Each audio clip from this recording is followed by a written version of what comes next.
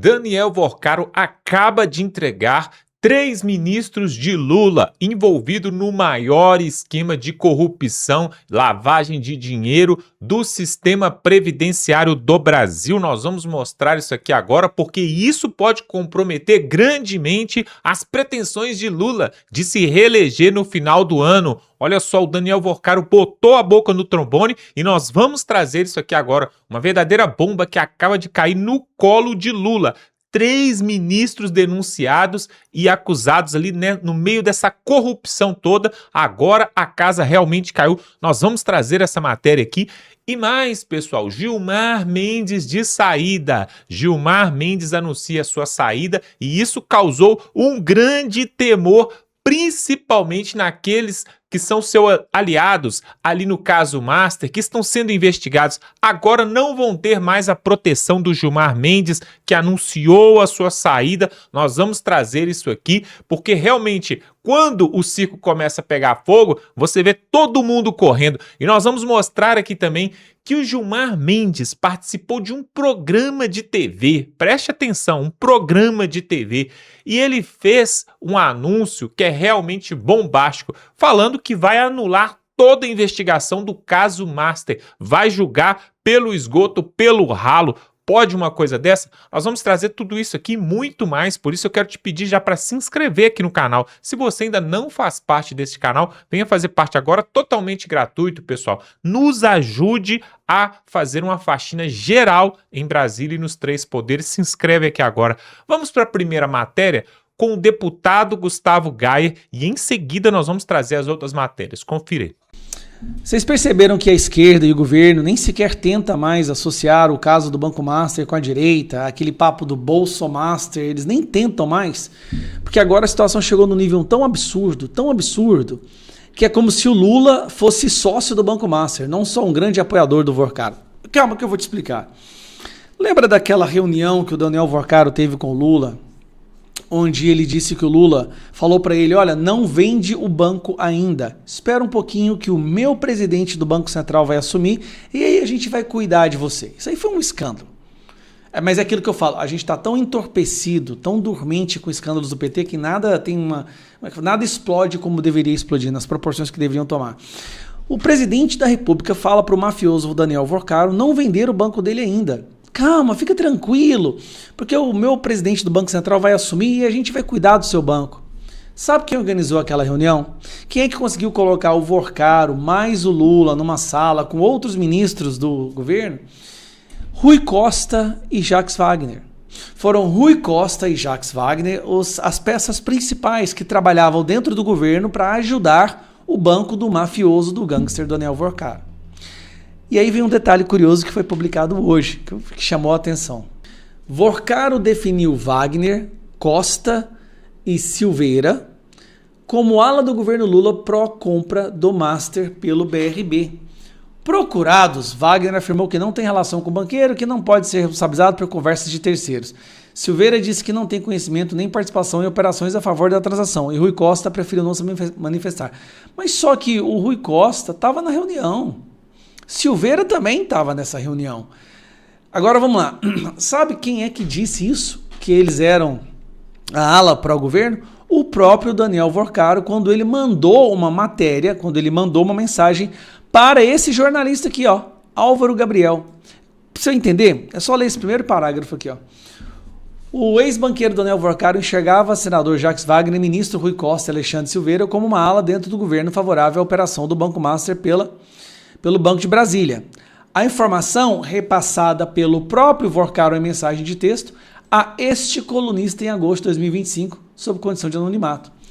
Quem disse para esse jornalista que esses 3 eram a ala pró-governo, a ala pró-master dentro do governo, na verdade, né? Foi o próprio Daniel Worcaro passando isso de forma anonimato para o jornalista. Só que vem a parte curiosa. Os 3 membros nunca me desmentiram. Quando saiu a matéria, eles não desmentiram, eles não falaram que isso era mentira. Interessante isso, né? No dia 19 de 8 de 2025, ao ser indagado pelo jornalista Álvaro Gabriel do Estadão sobre quais integrantes do governo seriam favoráveis à operação de aquisição do Banco Master pelo BRB, Daniel Bueno Worcaro responde expressamente: Rui, Jacques e Alexandre Silveira. Referência que inclui o senador Jacques Wagner entre os apoiadores. Jacques Wagner, que acabou de sofrer busca e apreensão na casa dele e encontraram lá R$500 mil, que é o líder do governo. Não é um cidadão comum qualquer, não. Nós estamos falando aqui do líder... A garganta tá ruim. Estamos falando do líder do governo. Aqui é o Rui Costa, é onde tudo se iniciou na Bahia. E aqui o Alexandre Silveira, que é ministro do Lula. Esses três aqui eram a ala pró-master dentro do governo, que organizavam reuniões. Reuniões com o presidente do Banco Central, com Galípolo, reuniões com o próprio Lula, reuniões entre eles, tudo dentro da regularidade. Tal elemento é relevante do ponto de vista investigativo, pois indica que o próprio Forcaro percebia o senador como aliado político em operação de natureza regulatória, sujeito a critérios técnicos do Banco Central. Porque realmente essa compra de um banco pelo outro, ela tem que seguir critérios técnicos. Por que políticos estariam fazendo pressão para isso acontecer? Aí vem a outra parte. Por que o Alexandre de Moraes estaria pressionando o presidente do Banco Central para que o Master comprasse para que o BRB comprasse o Master? Alguém pode me explicar? Por que o Alexandre de Moraes entrou nessa história? Por que até mesmo... Será que é porque a esposa dele estava recebendo R$129 milhões e o serviço que estaria sendo pago seria justamente a interferência de um ministro do STF na aquisição de um banco pelo outro? Bom, como eu digo, eles nem sequer tentam mais. A tentativa desesperada de associar Master com Bolsonaro ou direita caiu por terra de uma vez por todas. Completamente. Lá estava Lula articulando, olha, não vende ainda não, meu presidente do Banco Central vai dar um jeito no seu. Eu não sei, assim, o Jornal Nacional não vai falar sobre isso? O Fantástico? Porque se fosse com o Bolsonaro, rapaz, ia ter aquele microfonezinho voando em torno do Globo, assim, o plantão, 5 vezes por dia. Mas como é o pessoal do lado de lá, tudo pode, né? Pois é, agora nós vamos falar de um caso aqui que o Gilmar Mendes, ministro do Supremo Tribunal Federal, foi ali num programa Roda Viva e olha o que ele falou. Ele soltou 2 bombas ali que é realmente de cair o queixo. Não era nem para ele participar desse tipo de programa. Agora, participar e ainda falar isso na lata, na cara do povo brasileiro, aí, pessoal, já virou chacota.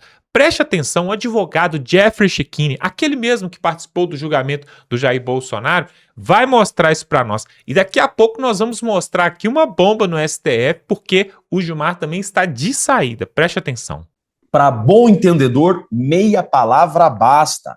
Gilmar Mendes foi ontem no programa Roda Viva, o que já é um absurdo, porque é um programa com viés estritamente político, então o juiz dar entrevista por si só já é absurdo. E ir num programa com viés político é mais absurdo ainda.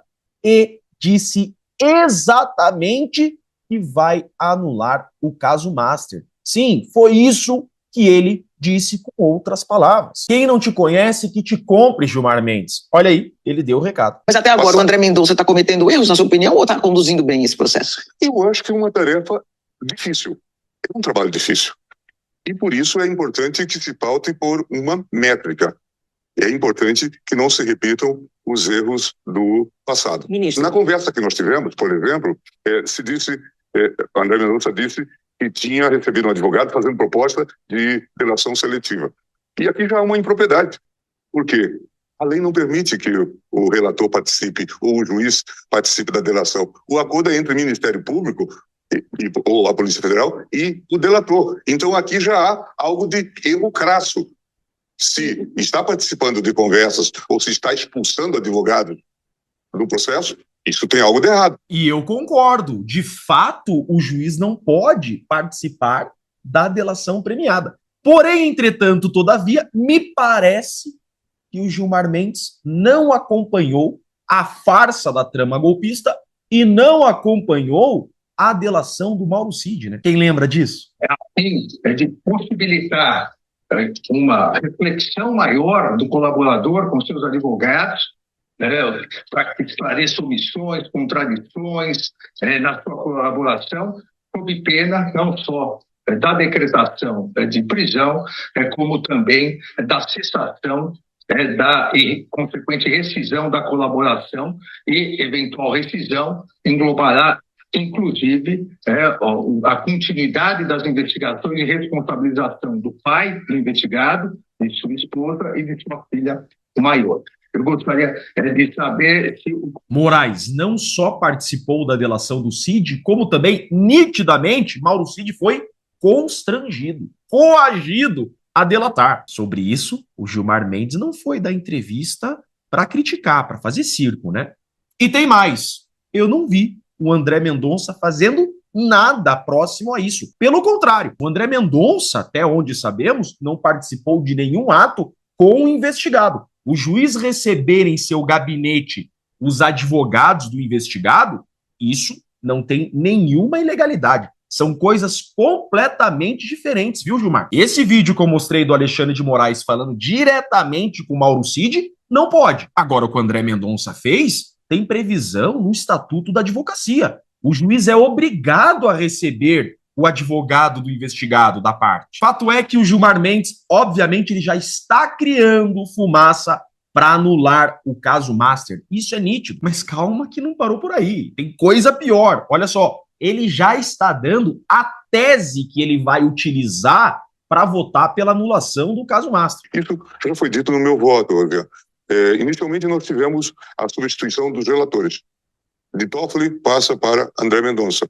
E, em seguida, o ministro André libera uma ordem que havia sido dada pelo então relator, no sentido de não permitir que a CPI ou a CPMI fizesse aquela quebra de sigilo. E houve aquilo que nós conhecemos, a quebra de sigilo, inclusive de conversas íntimas e a revelação. Depois tivemos as prisões, prisão de Sicário, em seguida, notícia da morte de Sicário. Muitos vazamentos, prisões de familiares, são elementos que levam a, pelo menos, uma preocupação e similitudes com o que ocorreu anteriormente. Viram aí? Ele disse expressamente, eu já tenho a tese para anular o caso Master. Só que daí, obviamente, que ele foi colocado na parede. Gilmar, lá, você está aqui todo moralista, todo paladino do devido processo legal, mas a gente acabou de ver Alexandre de Moraes fazendo todos esses absurdos que agora você está criticando na farsa da trama golpista. Onde você estava, Gilmar? Aí, com o sorrisinho cínico que lhe é característica comum, ele respondeu. Ministro, o senhor sempre tem feito a comparação com a Lava Jato, mas eu queria trazer um outro inquérito que também foi acusado de perpetrar muitos abusos, que foi o inquérito do golpismo, o inquérito do 8 de janeiro. Se a gente pega, por exemplo, a delação do coronel Cid, né? Esta delação teve 5 versões, ele ficou 3 meses preso, depois ele foi solto, fez o acordo, depois ele voltou para a prisão. Foi uma delação de idas e vindas, né, que teve bastante polêmica. A gente não vê, quando o senhor faz referência aos excessos, o senhor sempre inclui a Lava Jato e nunca inclui o inquérito do golpe. O senhor acha que esta métrica não deveria ser estendida também ao inquérito do golpismo? Na Lava Jato eu participei do julgamento. Como estou participando agora deste caso da Compliance Zero. O outro caso ocorreu na primeira turma e eu só acompanhei pelas suas críticas ou suas análises pelos jornais. Então, a rigor, e vi e louvo as reclamações que foram colocadas sobre essa temática, num tema que, como você sabe, divide muito o país, porque aqui havia muitas divisões. E eu conheço um pouco da história e do processo. Não tenho a visão de que aqui tenha havido abusos na investigação. Qual adjetivo a dar um sujeito desse? Olha só, se fizer a barba, cai serragem, né? É inacreditável. Naquele caso da farsa da trama golpista, eu não participei, por isso não posso falar. Praticamente isso. É de todo o contrário. Sobre aquele caso, é o único caso que você pode falar porque você não participou. Sobre a Lava Jato, você não poderia falar porque você participou. Sobre esse caso do Master, você está no coro, então você não poderia estar indo no Roda Viva participar. Gente, é inacreditável. Gilmar Mendes rasgou a Constituição, rasga o Código de Processo Penal, rasga o Código de Processo Civil. Isso aqui é uma verdadeira vergonha para o nosso país e deixa muito claro que a justiça brasileira faliu. Gilmar Mendes é a face da falência da justiça brasileira. Agora tem uma coisa aqui também. Gilmar Mendes, segundo a legislação vigente, não poderá mais, então, participar do quórum do caso do Master. Ele acaba de estar impedido de continuar no caso, porque ele emitiu opinião publicamente sobre o caso. Ele antecipou o seu juízo. Isso é vedado, é proibido expressamente. Está aqui, ó. Lei Orgânica da Magistratura. Manifestar por qualquer meio de comunicação opinião sobre o processo pendente de julgamento, seu ou de outro, ou juízo depreciativo sobre despachos, votos ou sentenças. O que ele fez de ficar criticando o André Mendonça não pode também. Ressalvada a crítica nos autos, que não é o caso, obras técnicas, o que não é o caso, ou no exercício do magistério, que é aula, o que não é o caso. Gilmar Mendes está impedido, segundo a lei, de continuar no quórum do caso Master. Pronto, ele acabou de criar um motivo de impedimento para ele, ferindo sua imparcialidade, o que obviamente ele nunca teve nesse caso. É por isso que eu digo, meus amigos, o problema do Brasil é o nosso sistema de justiça. O ponto de partida para arrumar o Brasil é começarmos pela justiça. Não tem como pensar em progresso, em um Brasil melhor, sem arrumar a justiça brasileira. Esse é o ponto inicial para arrumarmos a economia, a segurança pública, a educação.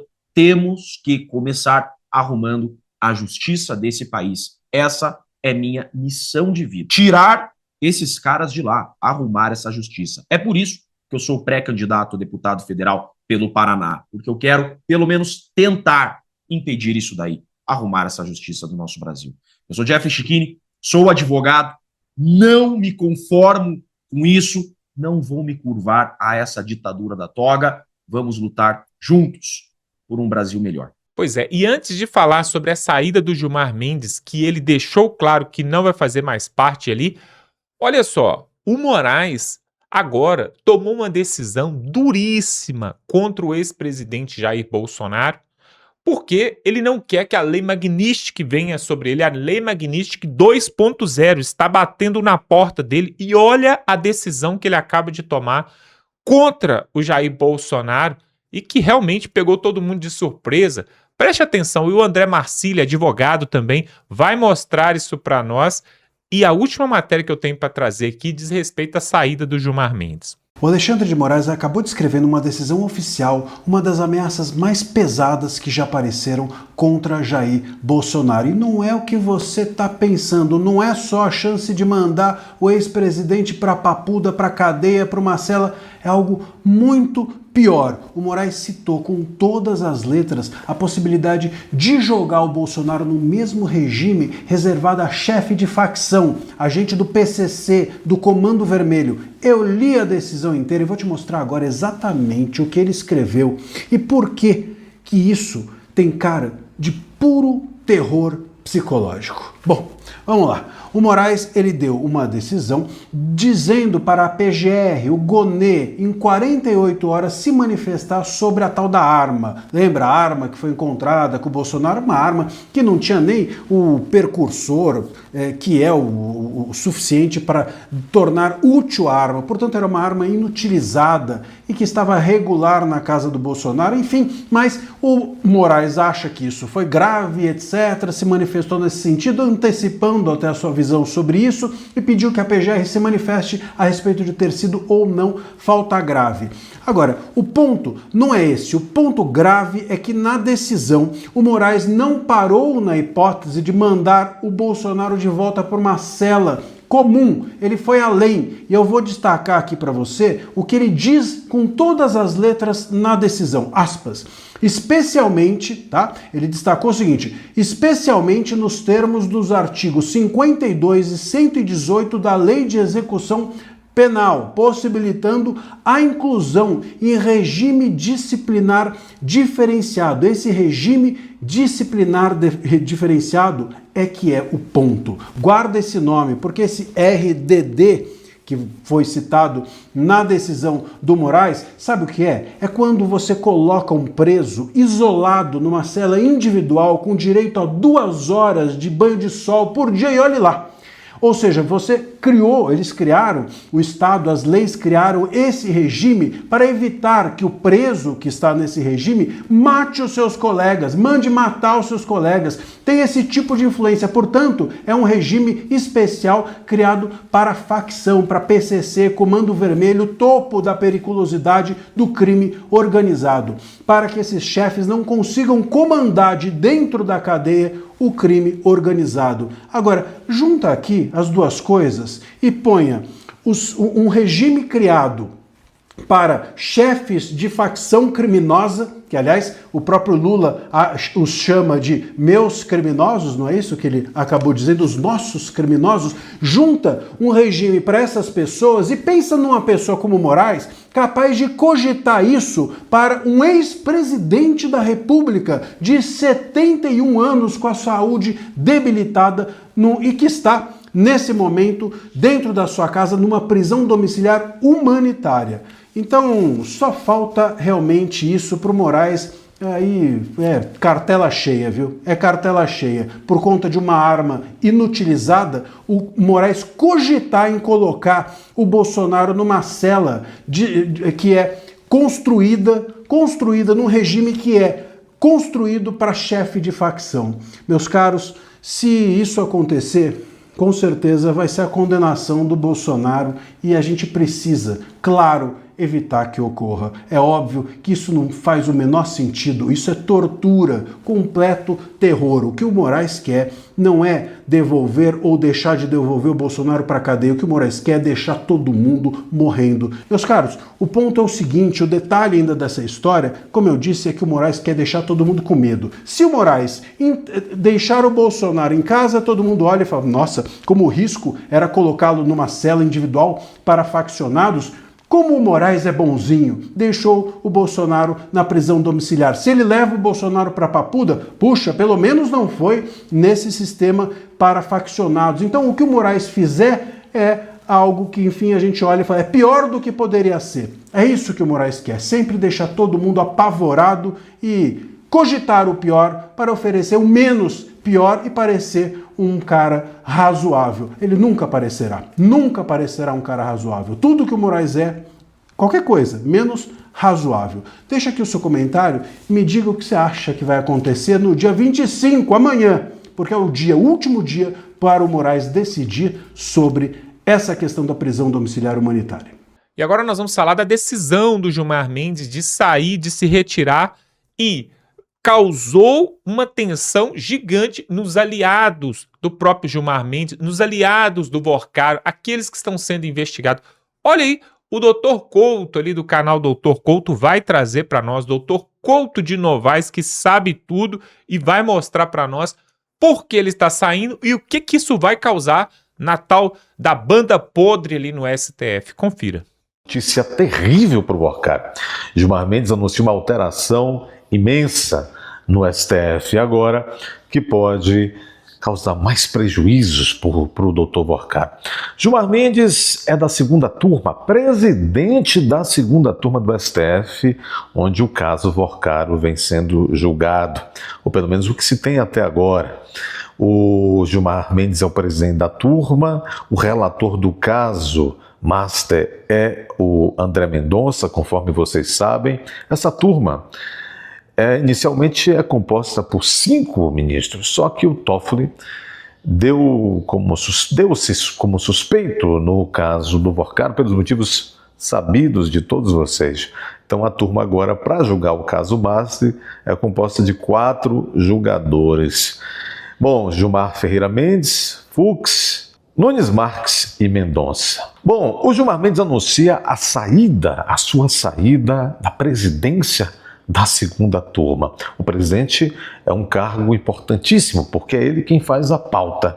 É ele quem, de fato, pauta os julgamentos sobre o caso na turma. Muito bem, o Gilmar Mendes vai deixar de ser presidente da segunda turma e o Fux, que vem sendo aliado de Mendonça nesse caso, o Fux vai assumir a presidência. Isso é um revés ao Vorcaro, numa turma em que ele já tem um simpático a menos a ele, que é o Toffoli, e agora o Gilmar Mendes volta a ser um ministro vogal, um ministro que não tem o poder de pautar os julgamentos da corte, etc, etc. O Gilmar Mendes tem o sonho, dizem, de colocar o Vorcaro na rua.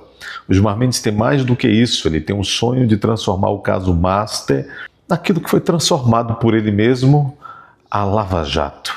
Joga tudo no lixo. O Gilmar Mendes considera que esses casos não devem ir adiante. Não é isso que nós estamos vendo? É isso. Essa notícia de que o Gilmar Mendes deixará a presidência da segunda turma, e aí Vorcaro está aí agoniado com isso, vem aqui da Malu Gaspar, no jornal o Globo. O Banco Master, uma má notícia para Vorcaro no STF. Aqui o Rafael Moraes, que é membro da coluna da Malu Gaspar em O Globo. Olha aqui, após a Polícia Federal e a Procuradoria-Geral da República rejeitarem a segunda delação e o Supremo decidir manter o pai de Vorcaro preso, o banqueiro deve ter mais uma má notícia da Suprema Corte. Em agosto, Gilmar Ferreira Mendes deixa o comando da segunda turma, colegiado responsável pela análise das decisões do relator e das investigações do caso Master. Bom, pelo critério de rodízio previsto no regimento interno da Corte, a turma passará a ser presidida pelo ministro Luiz Fux, a quem caberá definir a pauta de julgamento das sessões presidenciais pelo período de 1 ano. Fux sempre acompanha o entendimento de Mendonça no caso Master e se converteu numa espécie de aliado incondicional do relator no conturbado ambiente da segunda turma. Já Gilmar se tornou o principal foco de oposição de Mendonça no colegiado, abrindo divergências e voltando para derrubar prisões, não se cansando de associar a investigação do Master àquilo que ele chama de excessos do caso da Lava Jato, que ele próprio ajudou a enterrar no STF. Na prática, a passagem de bastão de Gilmar para Luiz Fux na presidência da segunda turma pode trazer implicações para o caso Master, já que cabe ao presidente da turma, que será Fux, de agora em diante, de agosto em diante, cabe a ele e ao presidente a elaboração das pautas das sessões presenciais, porque cresce muito a importância das sessões desse caso Master serem presenciais, olho no olho, gravadas, para a população terem aí, em homenagem ao princípio da publicidade, terem noção de como esses julgadores estão decidindo, não é? Por um lado, isso dá a Mendonça um aliado no controle da pauta de julgamentos, reduzindo o risco de surpresas que podem tumultuar as investigações. Por outro, retira de Gilmar poder de manobra de controlar a pauta de julgamentos, como ele fez na última terça-feira, quando surpreendeu Mendonça ao decidir de última hora inserir na sessão a análise das prisões preventivas de Henrique e Felipe Vorcaro. Vejam a importância de o Fux tirar o Gilmar e se tornar o presidente dessa turma, né?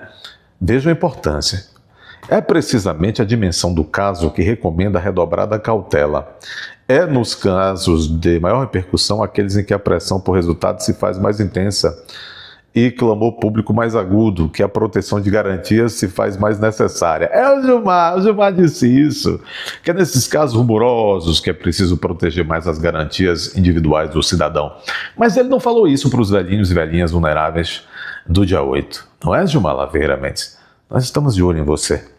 Então, esse é um revés para o Vorcaro, sem dúvida, né? Pois é, nós estamos vendo aqui, eu mostrei neste vídeo, que o Gilmar Mendes, ele é o maior articulador ali no STF. Para quem achava que o Moraes é que era o manda-chuva ali, não. Muitos falam que o Gilmar Mendes, que é o decano, o ministro mais velho da casa, ele é que manda e desmanda. E que o Moraes apenas obedece ordens dele. Isso são conversas que a gente ouve cientistas, especialistas e consultores falando sobre o que acontece ali dentro do judiciário. Inclusive, uma juíza que já foi ali auxiliar no Supremo Tribunal, já falou isso ali na Revista Oeste, que tudo que eles decidem ali no plenário, antes eles decidem numa salinha fechada, reservada, eles decidem sobre um voto importante. Eles primeiro fazem ali na salinha a decisão e depois vão para a tribuna ali, vão para o plenário e só comunicam aquilo que eles já resolveram lá dentro. Ou seja, quem está na frente deste bando todo, quem está na frente dessa trupe toda, na verdade é o mais velho, é o cabeça. Ele que tem mais segurança, ele que viu... Imagina, o Gilmar Mendes, pessoal, já tem mais de 10 anos, parece que tem 15 anos, 20 anos que ele está aí no Supremo Tribunal Federal. Quantos governos que ele não viu do Lula, da Dilma, viu Bolsonaro entrar, saiu, ou seja, ele sabe de muita coisa, ele tem contato forte com Michel Temer, ele tem contato com os ex-presidentes, com todo mundo, até mesmo com os presidentes do Senado e da Câmara que estão e que já estiveram, ou seja, é um cara muito forte, muito poderoso, e agora ele anuncia aí que está saindo, que vai deixar a segunda turma, e isso é algo que, com certeza, o Vorcaro e seus comparsas não esperavam. Já pensou se a liderança ali, né, a presidência da segunda turma cai, por exemplo, no colo de um André Mendonça da vida ou de um Cássio Nunes que tem hora que a gente nem lembra que ele existe, mas ele está ali, ou até mesmo, né, se o jogo mexe ali, o tabuleiro mexe e de repente vai um Fux, por exemplo, para a liderança ali da segunda turma. Tudo pode acontecer, tudo pode acontecer. A verdade é o seguinte, pessoal, o Moraes está assustado. Tem 2 processos dele correndo lá fora com respeito às plataformas digitais, a Trump Media e a Rumble, que entraram contra ele. E ainda teve uma cidadã norte-americana que também foi humilhada por ele aqui no Brasil e esse processo também está correndo. E aí, para não incorrer na lei Magnitsky, para não ficar sem o visto, para não ter seus bens leiloados, para não ter todo esse problema, agora ele começa a forçar a barra para o lado do Bolsonaro, que terminou aquele prazo de prisão domiciliar, né? Está terminando essa semana, e ele ameaça voltar com ele para a prisão. Ou seja, é uma guerra, pessoal, é uma guerra de poderes, onde os Estados Unidos quer fazer uma pressão porque quer que a direita volte aqui no país. Por outro lado, eles não querem largar o osso, né? Querem a reeleição de todo custo. Aliás, aconteceu nessa semana, ontem, né? A Michele Bolsonaro partindo para cima do Flávio Bolsonaro. O Flávio Bolsonaro hoje já revidou, já retrucou. Aí ficou aquele diz que não diz. Tudo isso enfraquece a direita. E se os institutos de pesquisas já estão colaborando com a esquerda, até falando que o Lula estaria na frente, no primeiro, no segundo turno, já ganhou, depois dessa bagunça que eles estão arrumando dentro da direita, realmente é de se pensar. Agora, o que não pode acontecer de jeito nenhum é no Senado Federal nós não temos maioria. Olha só, pessoal, ainda que a direita não consiga ganhar na presidência da República, pelo menos no Senado deveria ganhar. Sabe por quê? Porque é dali que pode se impeachment ministros do Supremo futuramente e fazer algum tipo de pressão nesse judiciário. O que você acha disso? Será que faz sentido essa explicação, essa análise? Coloque aqui nos comentários a sua opinião. Se inscreva no canal, pessoal. Muitas pessoas nos assistem e ainda não são inscritas. Você é nosso convidado totalmente gratuito e você vai nos ajudar a continuar aqui fazendo essas denúncias, tá bom? Então se inscreve aqui no canal totalmente gratuito e até a próxima.